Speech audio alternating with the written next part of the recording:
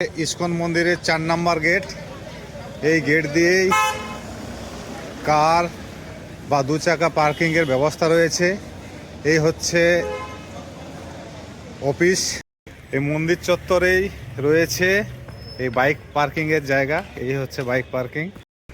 4 নম্বর gate দিয়ে 500 মিটারের মতো এসেই ঠিক রাইট সাইডেই পড়বে 4 চাকা ও বাইকের জন্য এই পার্কিং।